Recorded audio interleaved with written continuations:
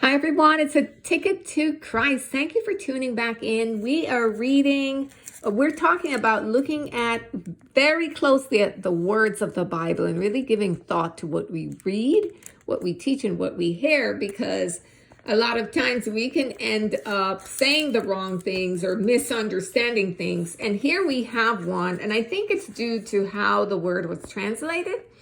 It's in Matthew 2, and we're in the King James Version, verse 19. It says, "But when Herod was dead, behold, an angel of the Lord appeareth in a dream to Joseph in Egypt, saying, Arise and take the young child and his mother, and go into the land of Israel.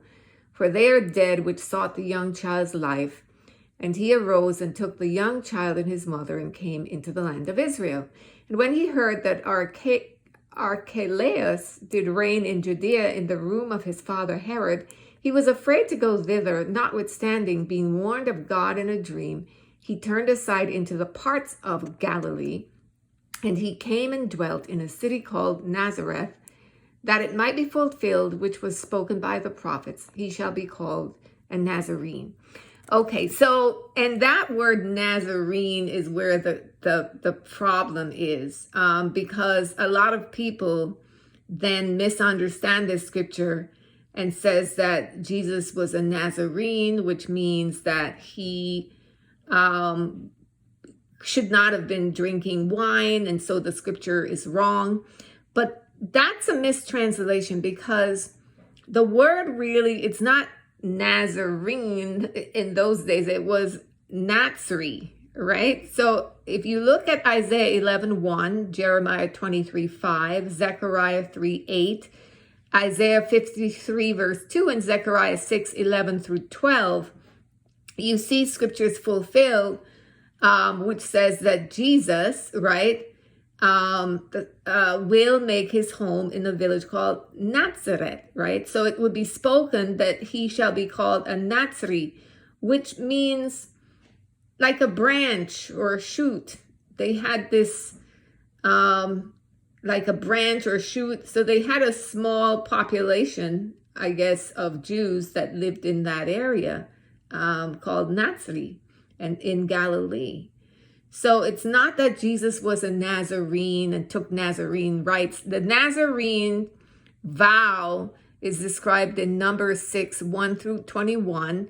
And that vow requires a person who takes a Nazarene vow to abstain from wine and all other grape products, such as vinegar and grapes, and to refrain from cutting the hair on his head.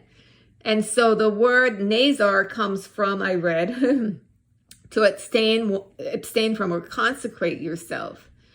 So a Nazarite was a sacred person who, distinguished himself, with the uncut hair and abstinence from wine. I think Samson might have been a Nazarite. I think so. I'm not sure. So that is one thing I think that it's important to kind of clear up when you're sharing your faith. Sometimes you can run into people who really know the Old Testament, and they're resisting believing that Jesus is the Christ, that he is the Messiah, and they really know the Old Testament. And so these mistranslations and not understanding the word can sometimes stomp you as you're explaining and sharing your faith and tell them about Jesus and why Jesus is the Messiah. But once they get clarity, they're able to see, wait a minute, Jesus is the Messiah, and no one else can be the Messiah but Christ, right?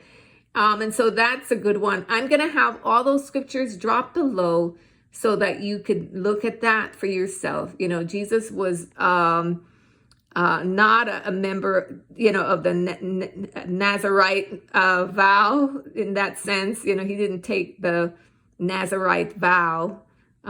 So when I was growing up, I used to hear he was a Nazarite or a Nazarene, and I misunderstood and thought that. I think a certain church I used to be a part of then taught that. I'm not sure, because I was pretty young. So just wanted to clear that up, and I hope it helped someone in some small way. God bless you. Take care.